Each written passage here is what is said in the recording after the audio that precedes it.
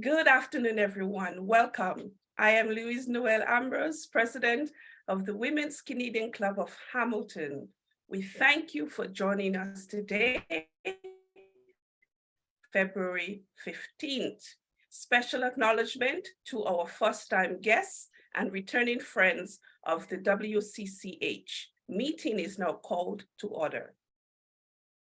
We recognize and acknowledge that we are gathered on the traditional territories of the Mississauga and the Haudenosaunee nations, and within the lands protected by the Dish with One Spoon Wampong Agreement. Might we not only learn about the Indigenous people of Canada, but from them. The WCCH is striving to continue to be a group of people concerned about issues that affect women, education, and advocating for those issues in our community. The purpose of the Women's Canadian Club of Hamilton is to foster throughout the Greater Hamilton area an interest in the matters of public concern to strengthen Canadian unity and identity, encourage the education and promotion of Canadian history and heritage, foster an appreciation of Canadian culture and traditions to new Canadians. Over the years, the Women's Canadian Club contributed to the fostering of Black Canadian history by hosting a presentation to its members and the city of Hamilton. Today, we have Curtis Bell speaking on the Train Trail 13, a proud history of resilient trailblazers who made Hamilton and surrounding cities their homes since the 1800s. About Curtis Bell. Curtis identifies as a fifth-generation Canadian with Indigenous and African American ancestry, an educator and former CFL player from Hamilton. Bell was able to unify both sides of his heritage, the African American and Indigenous, to become the founder and director of Nine Havens Healing Academy for Boys, program developer for Road Toad. It's an addiction curriculum for grades 6 to 8. And Street Wolf, 7 principles of self-leadership for the Ontario Federation of Indigenous Friendship Centers. Today, we are pleased to welcome Mr. Bell to present to you his history. Welcome. Thank you, Louise. Thank you, everyone. My name's Curtis Bell. I'm a father of 4. And before I begin, I'm a proud father of 4. And my children are cementing themselves in Canadian history as well. My daughter received a track scholarship to the University of Montana.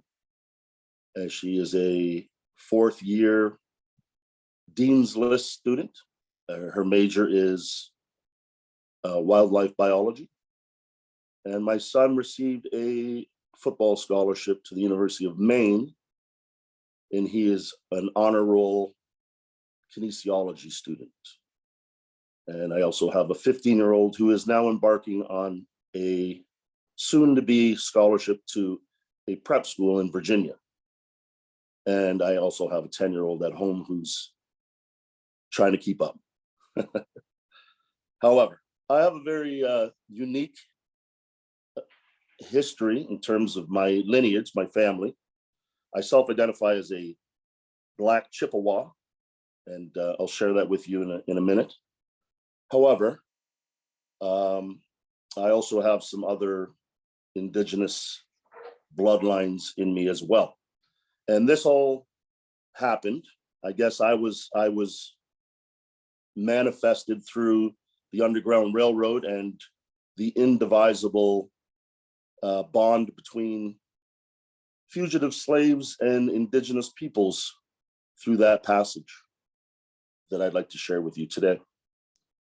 I am the son of Sandy Bell, who was, if not the first, but one of the first BIPOC school trustees in Ontario.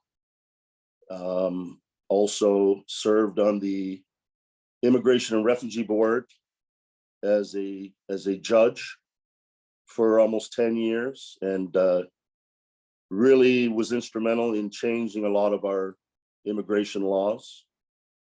And she was later appointed the Commissioner of Human Rights.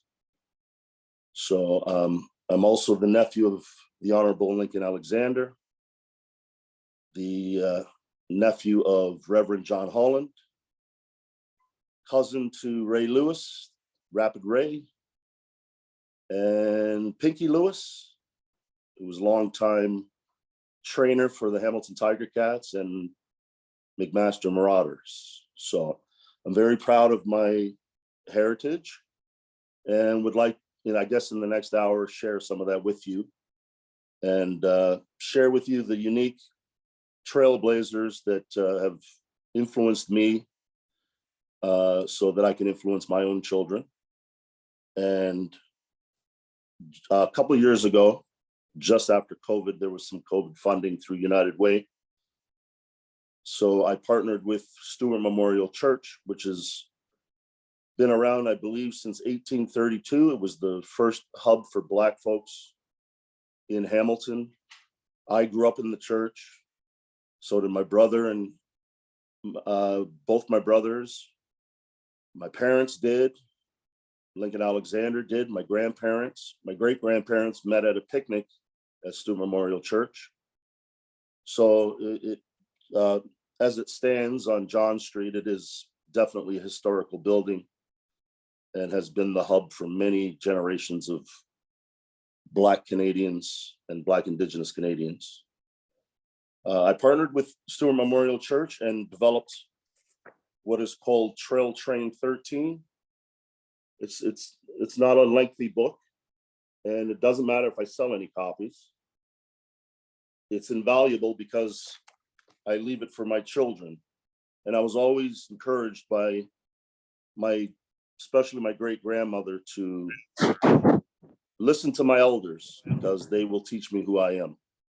And that's the importance of this book. My children one day will know the trailblazers and superheroes that went through so many struggles and resilience for them to be here. So I'd like to share that with you today. And it's in honor of my uncle, the Reverend John Holland. I have to admit, I'm not a big fan of Black History Month. And when I was growing up, I was born in 1966, we were not taught much about the contributions that Africans have made to this world. And the reason why I'm not a big fan of Black History Month is because Black history didn't start in slavery, and it started in Africa. And we've not learned about the great kings and queens that existed before we left the shores of, for myself, my family left from the shores of Nigeria. So, if I were to dip this cup into the Atlantic Ocean and take a scoop out of it, that's how much Black history we're learning for 1 month a year. And it's usually, the same 5 to 10 individuals that we learn about: Dr. Martin Luther King, Malcolm X, Harriet Tubman, and so forth. And we're leaving out thousands and thousands of important people that have contributed to this earth and man and humankind. And I've had this view since I left high school, where I learned nothing about my people. The first thing that really generated anyone's knowledge or interest really in Black history was the release of Alex Haley's Roots. And that was a big deal in 1977. I think it was in grade 6. And a lot of people learned a lot from that series. I think it went for 5 days, if everyone remembers. But in 1986, I received a scholarship myself in football to the University of Washington. And when I was picking my prerequisite classes, I stumbled across African American Studies, and I never even heard of it. And once I took that course, which was, like a university course, 3 or 4 months, I couldn't believe how much history we didn't know. And since then, that was just a course offered. Now that you can imagine, now you can get your PhD in African American Studies. So, it's a real injustice. And I really believe it contributes to systemic racism that we just learn about, African American heroes and kings and queens of Africa and whatnot, for 28 days every year. I mean, I'm Black and Indian every day, and it needs to be celebrated every day. So, and I really don't want to get into that kind of discussion, but there is a difference between racism and systemic racism. If my neighbor doesn't like me, then that's their business. That's racism, But systemic racism is much deeper and impacts all of us every day. I mean, if you were aware that the Indian Act in 1876, just 9 years after Canada became a nation, they classified Indians as inhuman, which gave the government the right to take our land, and not give it back to this day. Well, that is one of the highest forms of systemic racism. So, as long as that exists, then no one can convince me otherwise that, it doesn't exist. And making my Indigenous people inhuman justified the right to create residential schools that impacted, still impacts us today. But I mean, they ran for 157 years in this country. And those schools didn't have playgrounds, they had graveyards. And until that is definitely rectified, and I don't know how it could be, that's another form of systemic racism. But anyways, my DNA is a blend of African, Chippewa, Potawatomi, and Erie. And I'll get into that in a few minutes. The Erie, which is obviously named after Lake Erie. The Erie do not exist anymore, but my grandmother was full-blooded Erie. But since 1852, I believe, is when my grandfather, great-great-great-grandfather Holland, escaped from slavery. He came to Canada. But my Indigenous side has been here for over 10,000 years, and since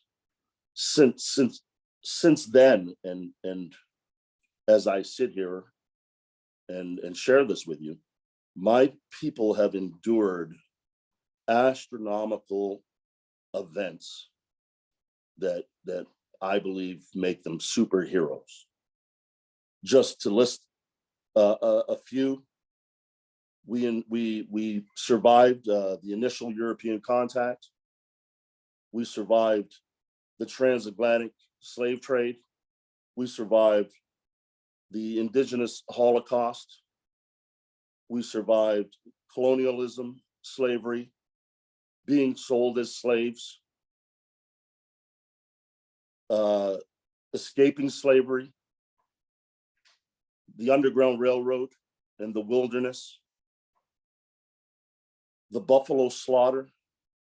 I mean, the best way that they killed off the Indigenous peoples were to kill the buffalo, which was our our main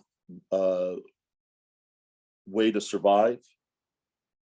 We survived the Fugitive Slave Act, the Civil War, that there were 2,500 casualties every single day in that war. And my grandfather fought in that war and survived it, so I can be here. We survived the 13th Amendment, the Reconstruction period, the migration from north to south, the World War I, the Spanish flu, Jim Crow laws, World War II, the Depression, Civil Rights Movement, Reagan era, new Jim Crow laws, and just life in Canada with all its segregation and inequalities over the years. So our ancestors escaped the oppressive chains of slavery, and to me are superheroes. And I grew up attending family reunions in Silver Springs, Maryland. And that's where I got a lot of my knowledge. I also got a lot of knowledge from my father, who just passed away last year, who was 86 years old, and he shared a lot of how he grew up with me in Hamilton, which is I'm going to share with you today. He was born on the kitchen table on 131 Victoria.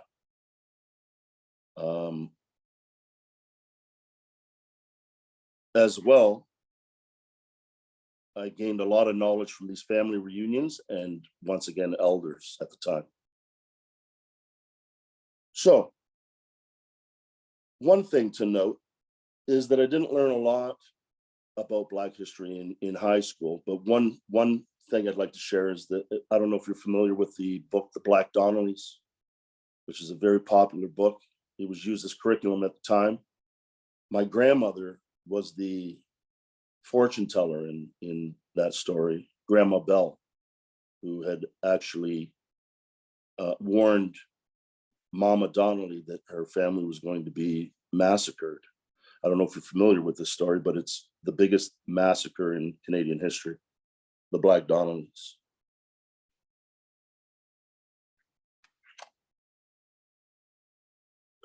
This is what we know in terms of my family. I'm a descendant of a Yoruba man whose name was William. We just know his name was William.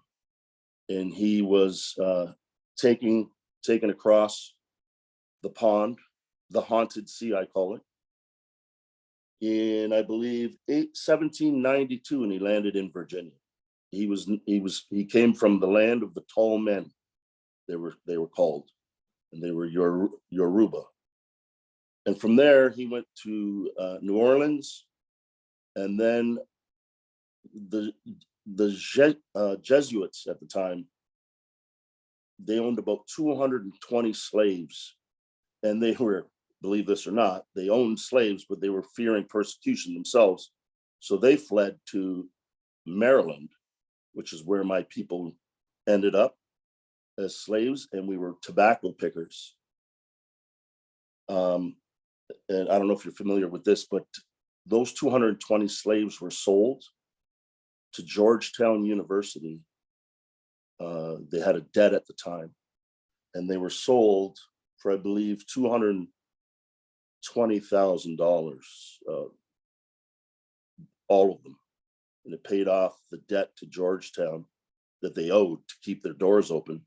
And now, if you can prove that you're a descendant, if you live in Maryland and you're a descendant from those 220 slaves, Georgetown offers free university to those descendants.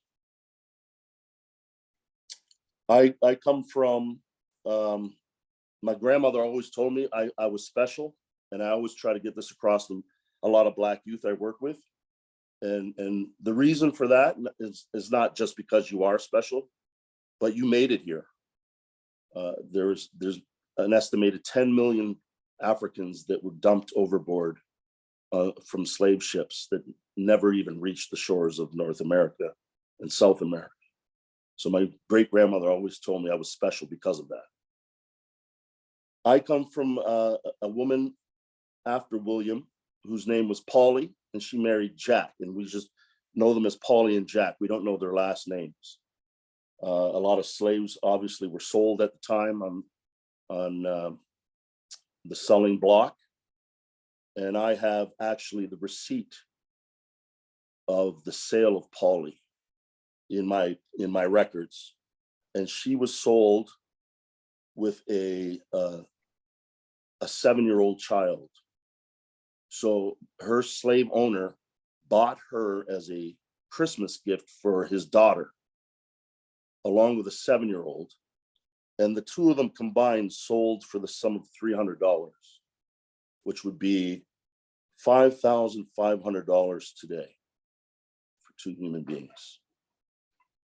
And I believe that a lot of that is why we're not taught a lot of Black history, because there's a whole lot of atrocities and brutality that needs to be hidden. And I think that's one reason why it's so brief learning about some of this stuff, because some of it is very difficult to swallow.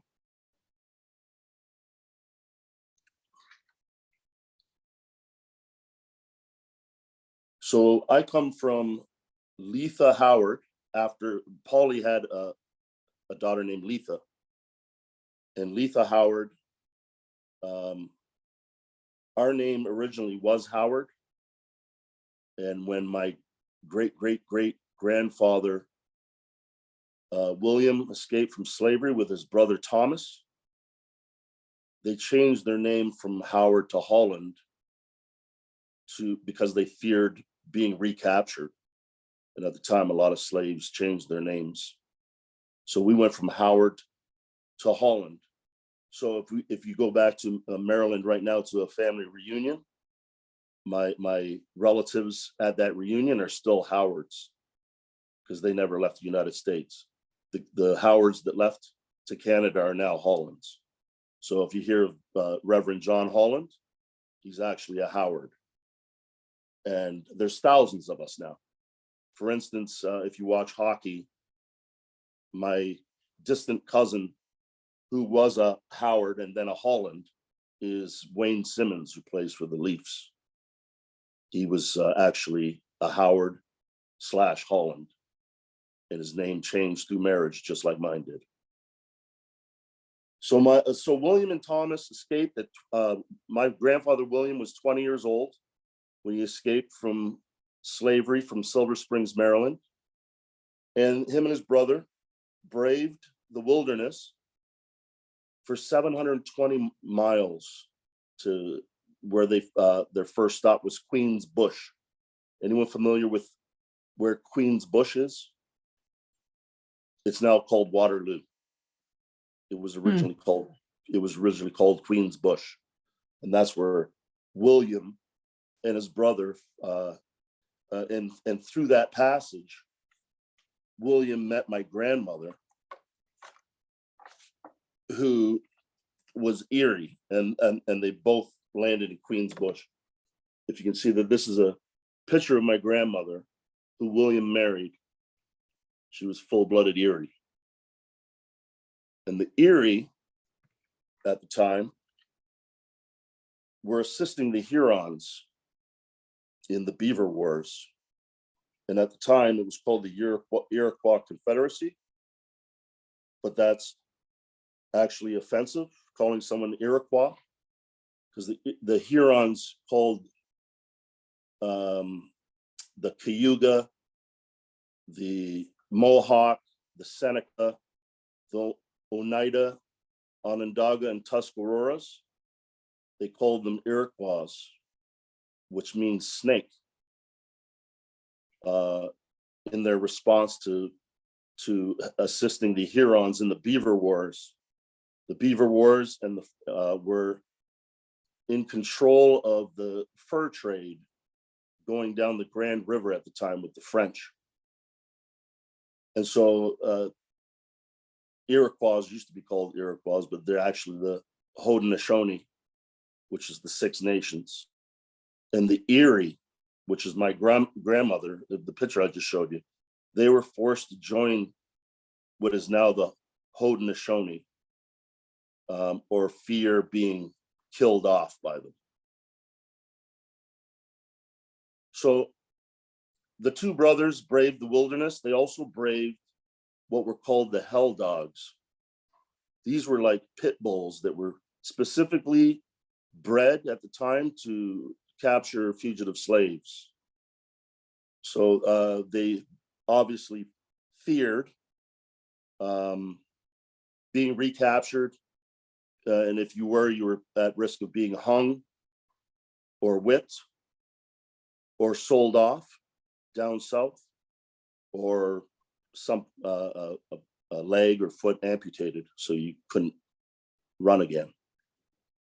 So these hounds of hell, they were called, they would distract them with little balls of, I think they were flour at the time.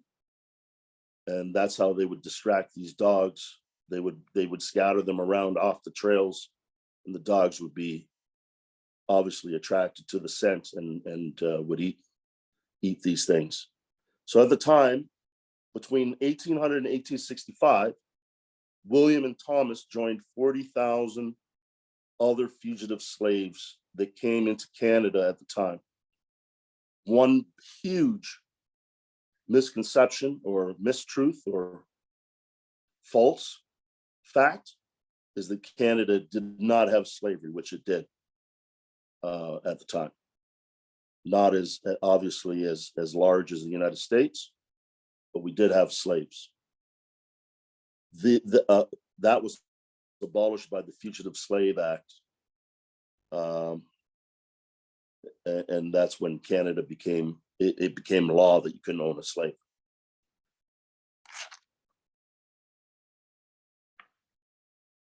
It's important to note that William, he went from Queens Bush to Africaville. Africaville is now Concession Street in Hamilton. If you were a fugitive slave, that was your destination in Hamilton. You were not allowed down the escarpment at the time. And most of the fugitive slaves that stayed in Africaville were tobacco pickers, as well. They had a great they were great at producing their own fruit and vegetables at the time, which they would sell by when the toll was created. They would sell to the market down on Bay Street or Wilson there, that still exists today. Getting back to William, and this is why he was a superhero, left Africaville to Bronte with his wife, and then went back and fought in the Civil War. And I don't know all the details of it, but he did, and he survived it. Tens of millions were killed in that war. He escaped slavery, went back, fought in that war, and came back again to Canada.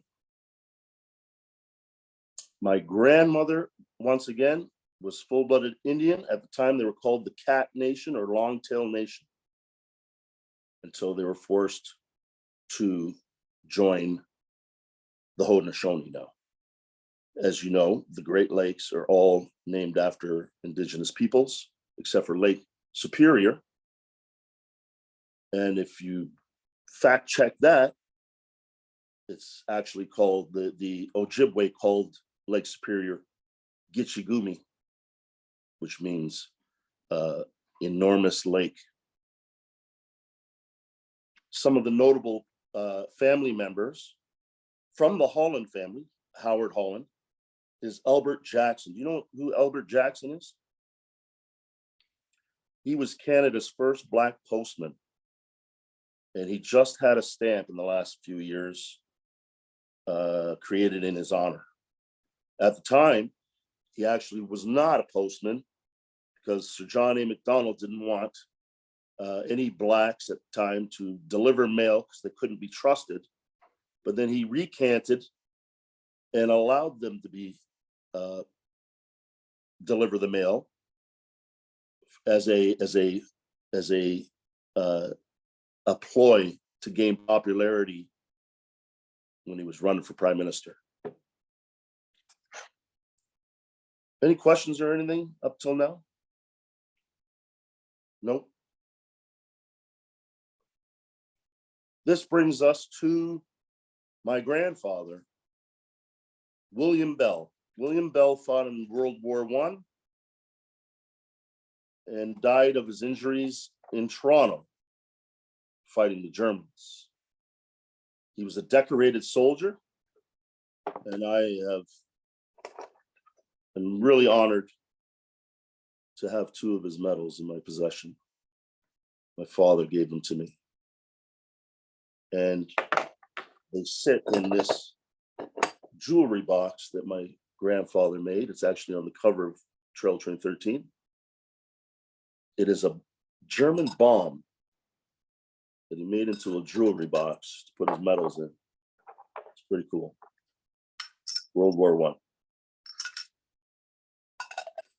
He had a son named Jerry, and Jerry was a pilot in World War II.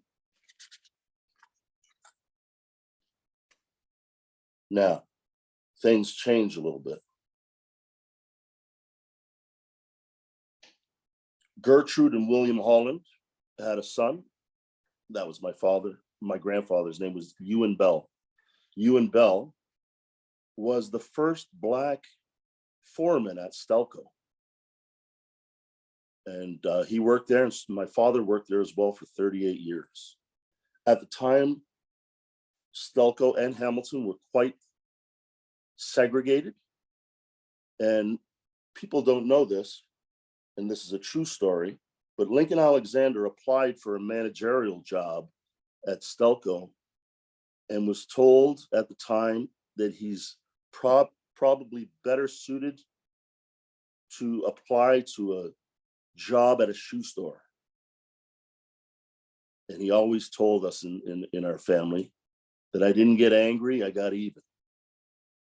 And so Link went back to McMaster University, got his degree, and moved on to Osgoode Hall, and almost didn't graduate at Osgoode Hall for challenging his prof at the time for using the N-word. However, he got through that, and the rest is history. Get to it later.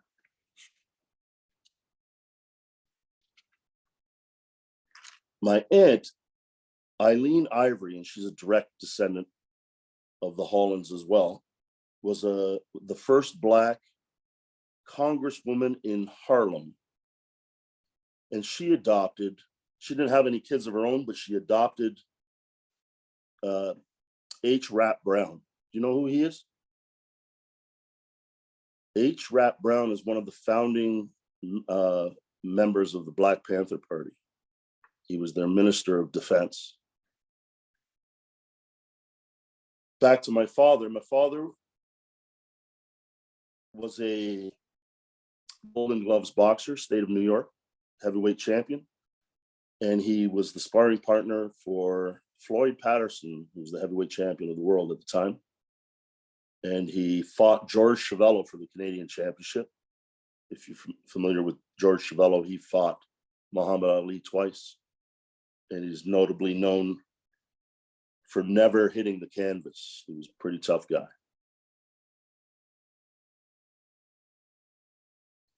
In the 1940s and 50s, most Black men in Canada were porters. It's one of the only jobs that you can acquire. They were very humiliating jobs. My grandfather, my uncle John Holland, Link's father, Lincoln Alexander's father, were all porters. So was Ray Lewis. After he won a 1932 bronze medal for Canada in the LA Games. Ray Lewis came back to Canada and could only be a porter. Ray Lewis is renowned for being the first Black Canadian to medal in the Olympics. So they were all porters. They had 24-hour shifts, and there were no sleeping quarters. You had to sit in a chair when your shift was over. And obviously they were victims of a lot of insults at the time, from the N-word to coon to whatever was called, Black people were called at the time. And they were even told who they had to sleep with, whatever woman. They were also subject to what was called happy hour. And happy hour was every day where the patrons would drink and do whatever, and they would make the Black men tap dance and sing for their entertainment. So as a result of that, and this is not a lot of public knowledge as well, Lincoln Alexander's father became an alcoholic, coping with the humiliation from that job, and ultimately took his own life, Link's dad.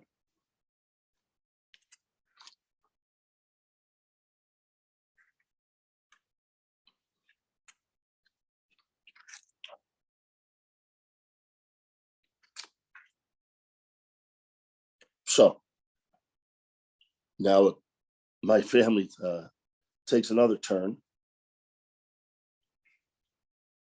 On Victoria, we used to call Victoria the house. That's where everyone went through. It was the hub of our family. And my father, his mother, my grandmother, had 3 sisters. They are Fern, Juanita, and Yvonne. Yvonne, who we called Toady, was Link's wife. So my grandfather was my grandfather was Link's father-in-law, and my grandfather on my father's side was Link's brother-in-law. And he had one son named Keith, and Keith and my father were only child, so they were very close. They were like brothers. And the Link's father-in-law, which is Toady's father, was half Black and half Chippewa. He was born on the Caradoc Indian Reserve, also known as the Chippewas of the Thames River, First Nation Reserve number 42, giving me Chippewa roots. And his wife came from North Carolina. Her name was Edith Lewis, and that's how I'm connected and related to Ray Lewis and Piggy Lewis. As you can see this web being created here. She came from North Carolina, and her people were helped by the Tuscarora Nation at the time through the Forbidden Trail. The Forbidden Trail went from North Carolina to the shores of Niagara Falls. And not many people could navigate those trails and survive like the Tuscarora. And they helped thousands of fugitive slaves through there. And they were known to be fierce canoemen and were able to bring slaves across from New York State over the Niagara River into Canada.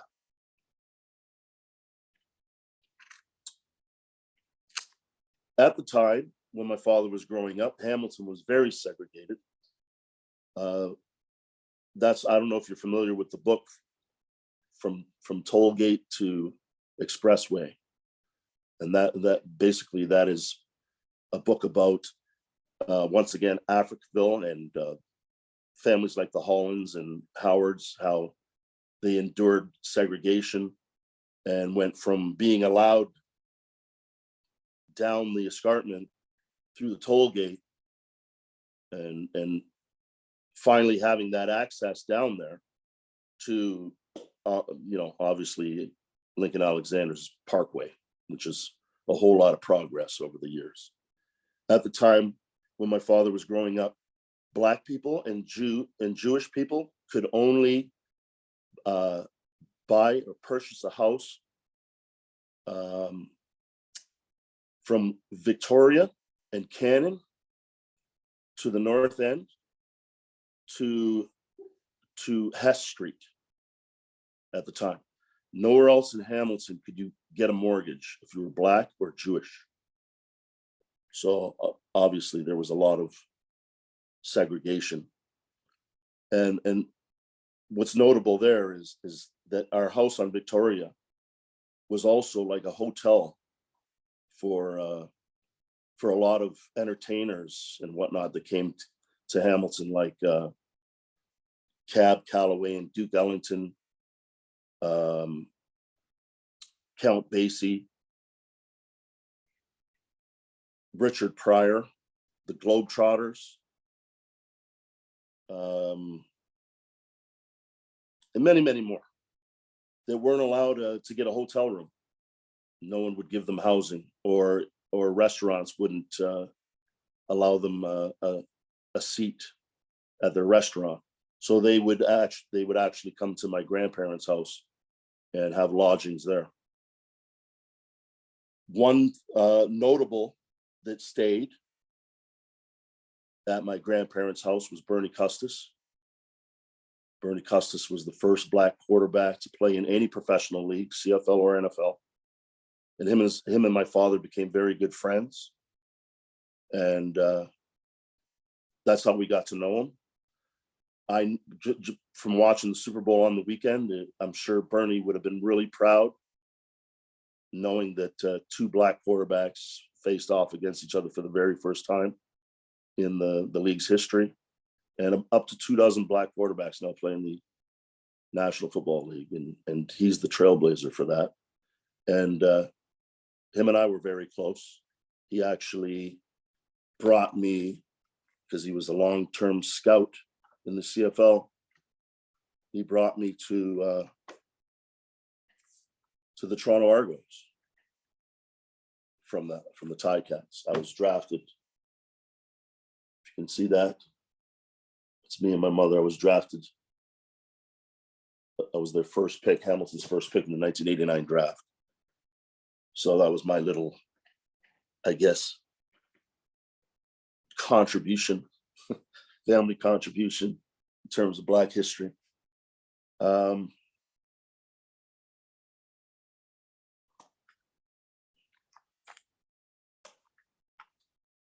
Yeah. Getting back to Link, there's a lot of people, I've actually run into a couple of people that said they were related to him, but I was like, well, that's funny, I've never met you.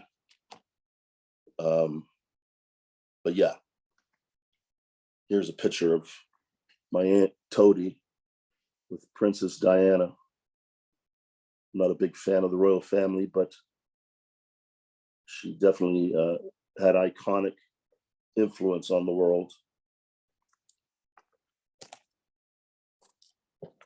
This is Rapid Ray. I don't know if you've read this book, Shadowrunning, autobiography of Ray Lewis. And a lot of it's about his life as a porter. This was Stewart Memorial Church choir, which was very popular. My aunt is in the front row, and my father's godfather, Oliver Holland's in the back row there. He was Reverend John Holland's grandson.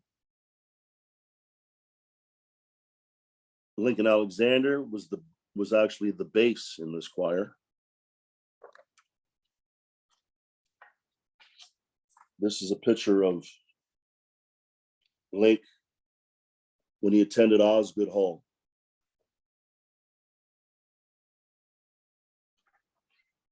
And this picture that he gave my father is quite significant.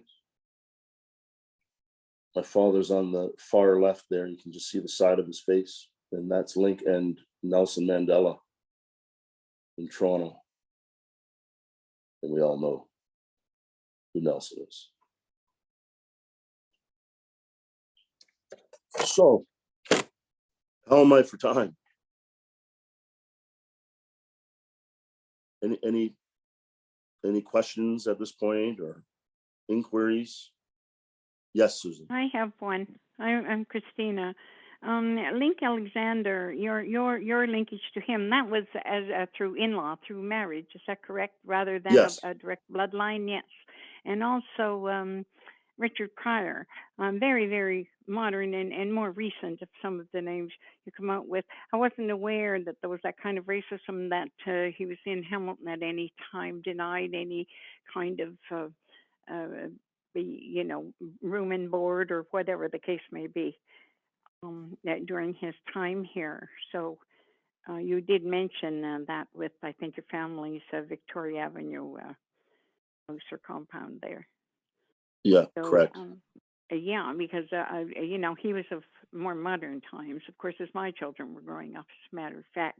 And I remember, of course, watching him a lot on TV. So I wasn't aware that he was exposed to any kind of racism of that nature in Hamilton. Yeah, that would have been in the 50s. Yes, I'm well aware. Yeah. Mm-hmm. Yeah. And going into the 60s. Absolutely. Yes. Mm-hmm. Okay. Thank you. You're welcome.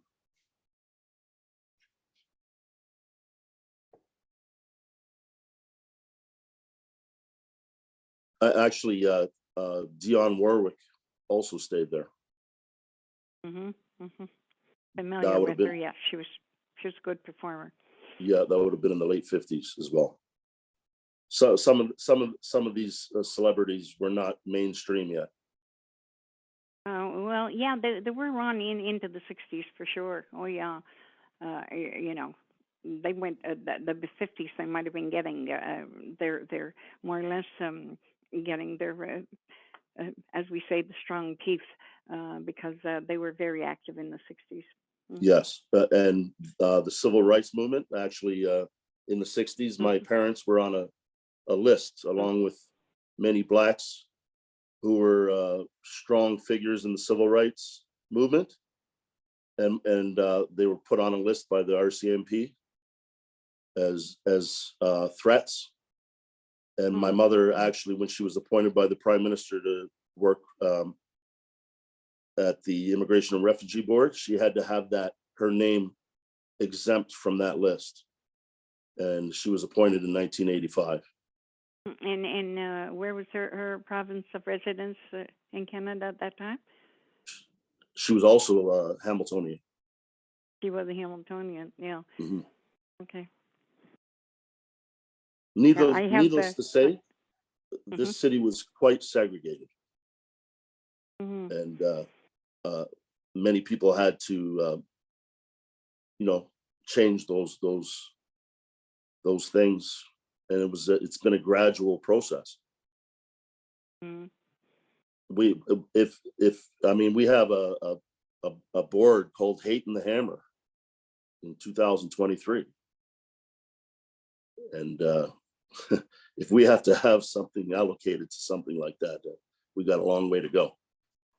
I don't like the moniker Hammer anyway, related to Hamilton. We are far more than that. It's not something I use. It's actually called Hate and the Hammer. I didn't create it. Yeah.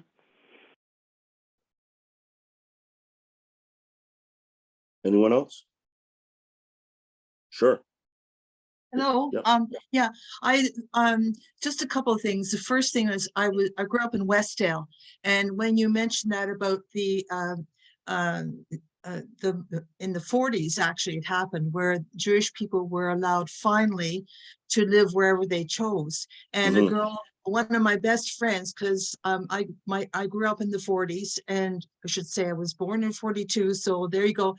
One of my best friends, girlfriends, moved in with her family across the road, and at some point it twigged, oh, they could move in because of the laws. So that sort of clicked with me today.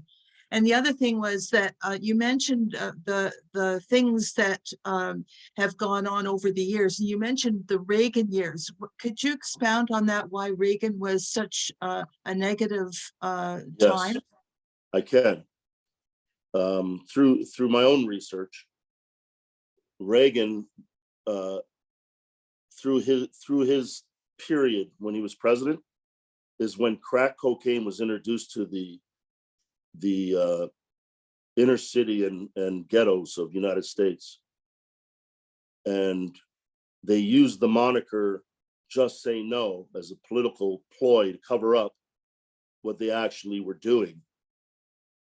And what they were doing was they were trying to destroy the inner city with street drugs. Poor people from ghettos don't fly airplanes bringing in cocaine from Colombia.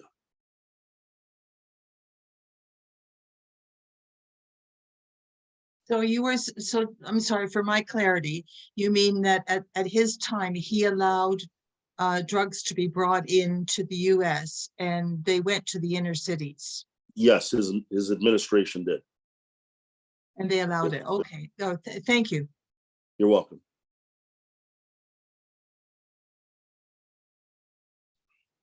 Yes. I am, just so impressed with the knowledge that you have of your family. And I mean, why wouldn't you want to have all that knowledge that Thank you you. can? And as an adopted kid myself, I don't have all those links. But the importance of you tracing your roots back to be able to use that story for a positive impact out of all of that. You don't tell the story in a way that that disempowers. You tell it in a way that empowers both people, I think, in your own community and potential allies and actual allies and advocates to do the work that needs to be done. Because as you pointed out, the level of what we and what you in particular, and Indigenous people and Black community people in the Black community in our city face around, I don't like to use the word hate even, Hammer, but this is the reality that we need to infuse far more love in our community. And I want to really appreciate you using your story to do that. Thank you. Amen. Thank you. Thank you. I only mentioned Hate and the Hammer because my mother sits on the committee. Oh yeah. It's a crucial organization. organization. Yeah, I work for the Social Planning Research Council, and they're part of it. It is necessary, absolutely, Yeah. and we can all find ways to frame a message more positively. But and you've done that just so well. Thank you. Again, Thank thanks. you. This, I mean, the purpose of sharing this is to empower. On a selfish note, especially my children. It's a lot of disenfranchised youth are so because they don't know who they are, so they fall for anything. And I've always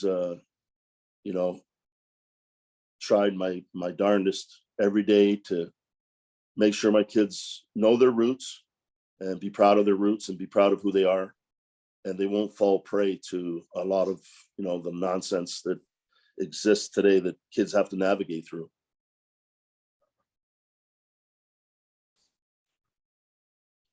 Lee? Yeah, thanks, Curtis. I actually have two questions for you today. Hope you don't mind. The No. booklet that you held up at the start, is that something that you've done just for your children, or is it available to groups or organizations or libraries or whatever? Well, I do want to sell it. Oh, okay. However, like I mentioned, if it doesn't, it's still invaluable to me. So, I mean, it's honestly something I can leave behind for my children and their children and their children's children, Mhm. so that we're not forgotten. So, I mean, I had if you don't mind, this is why it has to go Correct. beyond Black Okay. History Month. Yes. Because we hear about the 5 or 6 or 7 African Americans every year, the same ones You know, I do a lot of stuff in schools and it's the same ones posted. But, you know, how about Garrett Morgan, who invented the gas mask? Frederick McKinley Jones, the thermostat. Alexander Miles, the elevator door. George Washington Carver, the peanut. Marie Van Brown, home security systems. Richard Spikes, automatic gear shift. Philip Downing, mailbox. Granville Woods, railway telegraph. Lonnie Johnson, the super soaker. Lewis Latimer, the carbon light bulb. Otis Boykin, pacemaker, and there's thousands and thousands and thousands more. Yeah. And that is where we're failing, I believe, and we continue to, when we just focus on who these people are for 28 days of the year. And the getting back to your question, the purpose and what drove me to write this book, and it was in partnership with Stewart Memorial Church that's at great risk of disappearing. I wanted to bring to light as well the church, the hub, it's such an integral place for the Black community since 1832, and it's at risk of closing its doors. And if I can generate some interest in it and find the right people, it should be a national monument. And all the people that I mentioned today, all worshiped there, ate there, celebrated there. I mean, the biggest day of the year in Stewart Memorial Church was Emancipation Day, which is in August. And it was a big, huge event, and it doesn't exist anymore. And these things need to be rekindled. And how would people get a copy of the book? If I can get your email, since you're asking, I'll give you one just out of courtesy. I'll send it to you in PDF. Okay. Okay. I mean, So- go ahead. Yeah. My second question has to do, and I know I've heard a lot of people say, well, it is nice to have a Black History Month because it does bring it to the forefront, but it only does it for 28 days. And I agree. What is your thinking on how we would be better served to celebrate Black history? Actual curriculum every day. Every day. Mandatory. Now, would you mean like separate? Sorry. Because you talked about Black history and Black heritage studies in the States. Do you see that as a good thing, having it as a separate course, or should Black history be integrated with just history? You know, does it need to be a standalone course? No. Okay. It should be filtered into the rest of history. If we're going to keep talking about race, there's going to be racism. If you're going to keep telling me you're white and I'm Black, you know, that rekindles the whole topic that we're divided. Okay. If you know what I'm saying. I do. You know, I hear people all the time. Yeah, that, you know, that Black guy. Well, first of all, he's not Black. He's somewhere in the region of brown. If you know what I'm saying. Yeah. Yeah. And if we keep teaching outdated curriculum that to me is meaningless, like my son's in grade 10 at St. Thomas More School, and he's still reading stuff like To Kill a Mockingbird. I can think of 1,000 more books that are more pertinent to his life in 2023. Okay. Thank you. You're welcome. Thanks for asking the question. And I'd be happy to send you Trail Train 13. Okay, thanks. I actually wrote a book based on, I created Nine Heavens Healing Academy, which is a gang exiting program in 2007. I spent 5 years with 40 boys marginalized from Toronto, Jane and Finch. And then I wrote a graphic novel called Hood Habits. It actually was a musical play in Halifax in August. This needs to be curriculum. This is what I actually went to Toronto and had a meeting. We're trying to create some curriculum for the Toronto District School Board, and a boy that was involved in gangs, he was 17 years old, picked this up, and I was there for an hour, and he did not put it down because it pertained to his life. It's actually something he could relate to, that he can find solutions to, something that could empower him to change his life. And that is a huge compliment. Once again, just the small contributions I'm making.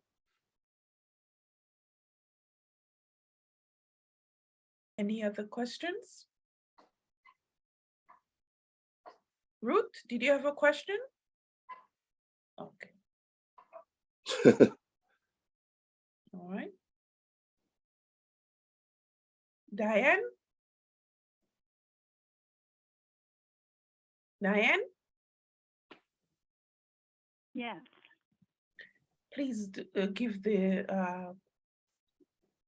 thanks to our guest speaker, please. Mr. Oh, okay. On behalf of the Women's Canadian Club of Hamilton, our president, Louise, and all those in attendance, I would like to say it has been a complete privilege to listen to you as you shared your extraordinary heritage with us all. You've provided us with a glimpse into the past and into the future. Thank you, Mr. Bell, very much. Thank you. Thank you very much. Thank you so much, Diane. Appreciate it. Before we close off, Louise, can I just share one more thing? yes, please do. I just want to read this. It is an absolute privilege of my own, and I'm so honored that my last 3 or 4 publications, my daughter joined me to actually do the artwork for them. Beautiful, just beautiful. And that's something she wrote. And I just want to read what that picture means, if you saw that picture. And just like my ancestors, the monarch butterfly embarks on a hero's journey, generation after generation. They migrate on a dangerous and vigorous journey from Canada to Mexico and from Mexico back to Canada. They exemplify undeniable strength, will, and determination to ensure to pass their wings to the next pair of wings that are ready to fly on their journey. Thank you. That's beautiful. Thank you.